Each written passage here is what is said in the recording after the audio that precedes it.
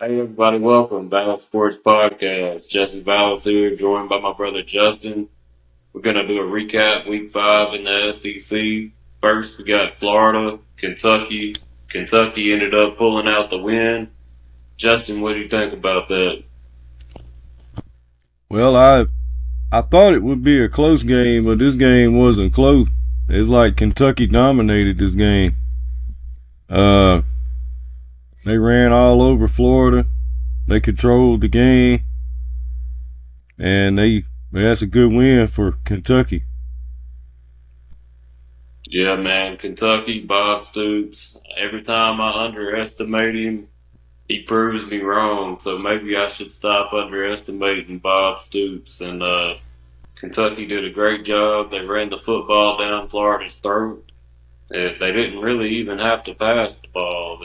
They out physicaled them, and they were at home, and they jumped on Florida early and didn't get off. What I seen. Anything else Right? you'd like to comment on that one? Yeah, we talked about it. Coach Stoops, he's got those guys playing physical, and they showed it right there. Yep. Next we got Arkansas A&M. We did a breakdown of this video. Uh,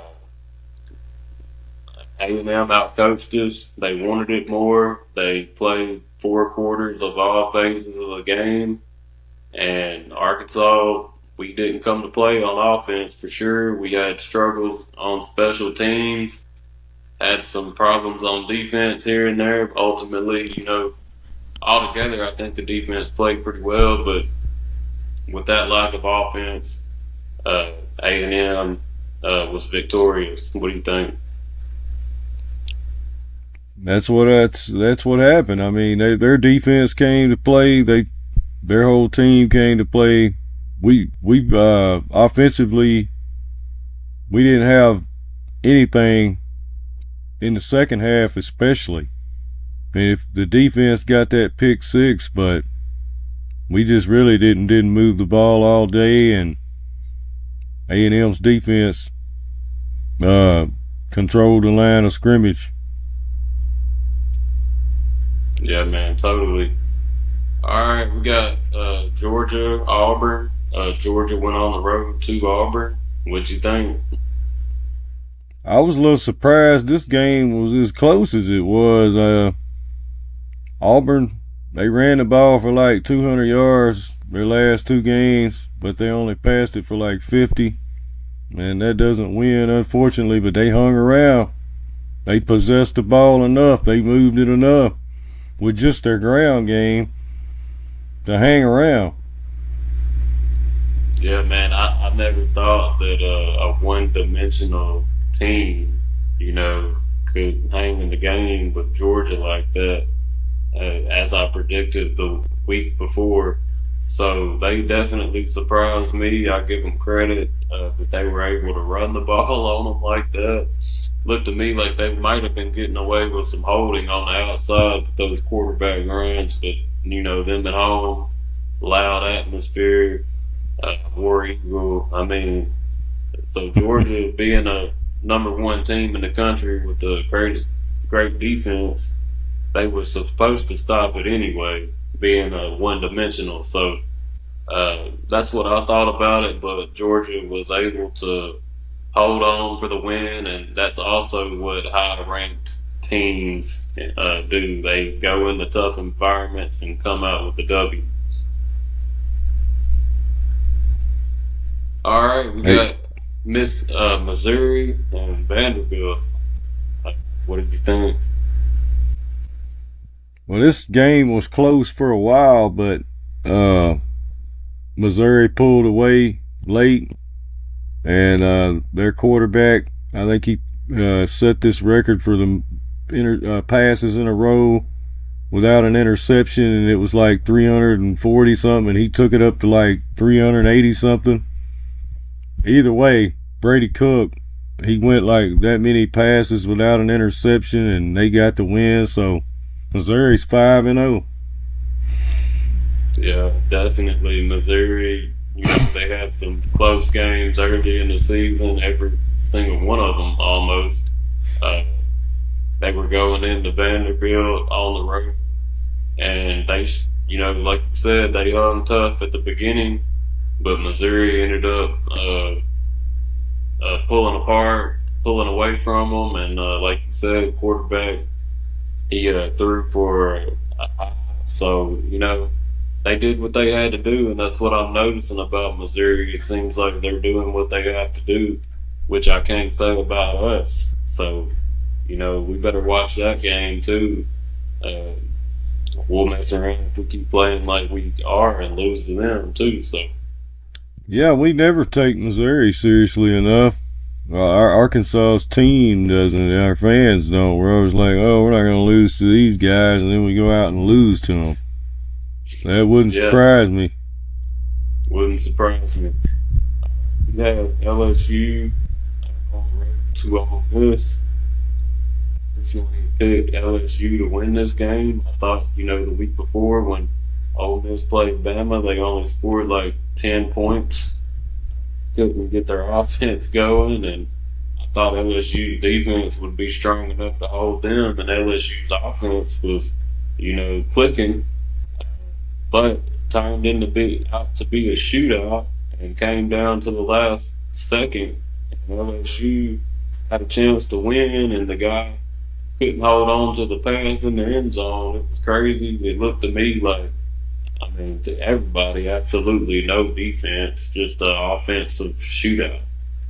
And Ole Miss hung on and pulled out the winner. So,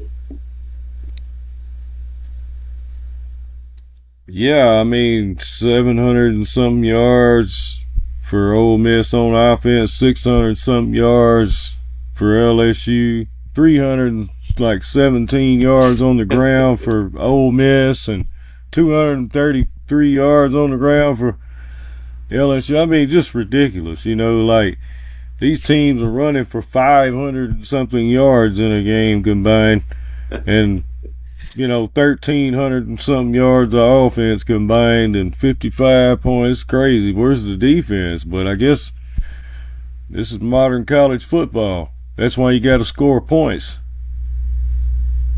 exactly. I'd like the defense to be a little better than that. Man, we had South Carolina on the road. Top. What you think?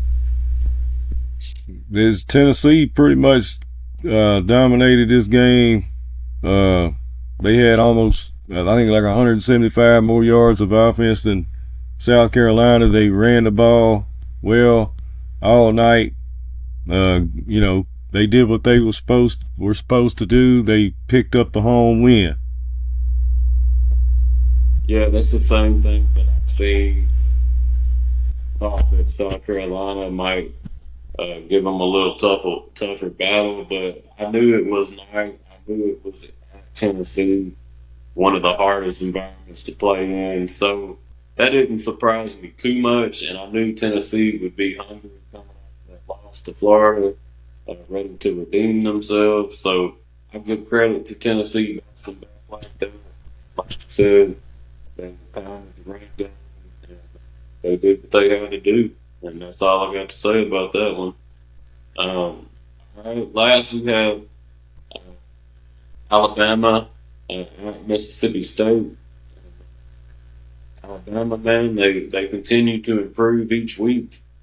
Saban looks like he's not done yet. He looks to me like he wants another national championship, and looks like he's the underdog right now. Like people have forgot that he's Nick Saban and they're Alabama, and he's got a inexperienced quarterback, but every week he's getting more experienced, and his defense is Alabama defense. They didn't really show up for that Texas game like they should have, but now it's looking to me like he's got them lined out, and that defense is looking kind of scary. So they did what they had to do. They did what I expected, and they got the win. Exactly. Against Mississippi State, we knew that this year Mississippi State's trying to run the ball more, even though they got a record-setting passer at quarterback. And against Alabama, trying to run first to set up the pass usually doesn't work. Saban it probably isn't going to allow you to do that. More than likely, you would have to out physical him when he had an extra man in the box, and so you're probably not going to be able to do that. And Alabama, they're like you said, every week that Milroe plays a game, he's becoming more and more dangerous to the next opponent because he's becoming more and more experienced. Exactly. That's what I was saying, man. All right, guys. So there you have it. That's our SEC Week 5 review of what happened in these games. Y'all like, comment, subscribe. Y'all let us know what y'all think in the comments, and y'all come back to the next video. Appreciate it.